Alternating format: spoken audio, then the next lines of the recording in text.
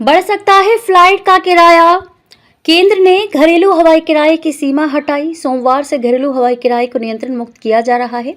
सरकार ने टिकट की कीमतों पर लगी अस्थायी सीमा हटा दी है, जिससे एयरलाइंस के लिए बढ़ती परिचालन लागत के बीच किराए को स्वतंत्र रूप से तय करने का रास्ता खुल गया है।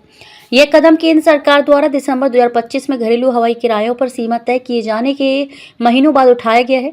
ये फैसला उड़ानों में बड़े पैमाने पर हुई रुकावटों के बाद लिया गया, जिसके कारण पूरे सेक्टर में टिकटों की कीमतों में भारी उछाल आ गया था।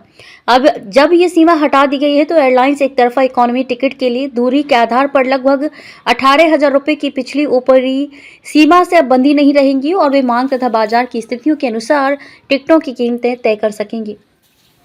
सीमा हटाने के अपने आदेश में नागरिक उड्डयन मंत्रालय ने कहा कि अधिक मांग, रुकावटों या आपात स्थितियों के दौरान किराए में अत्यधिक या अनुचित बढ़ोतरी को गंभीरता से देखा जाएगा।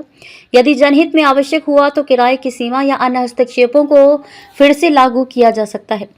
ये फैसला विमानन, टरबाइन ईंधन, एटीएफ की बढ़ती कीमतों और उड़ान संचालन को प्रभावित करने वाले भू राजनीतिक तनावों के बाद आया है, जिससे एयरलाइन के खर्चों में काफी वृद्धि हुई है। अधिकारियों ने कहा कि इस फैसले का मकसद एविएशन सेक्टर में बाजार की सामान्य गतिशीलता को बहाल करना है, जिससे व्यवधानों के कारण आय स्थिरता के बाद जब ये उद्योग स्थिर हो रहा है तो एयरलाइनों को कीमतें तय करने में ज्यादा लचीलापन मिल सके। एयरलाइंस कंपनियां कर रही थी ये मांग। एयरलाइंस बढ़ती वित्तीय दबाव का हवाला देते हुए इन पाबंदियों को हटाने की मांग कर रही थी।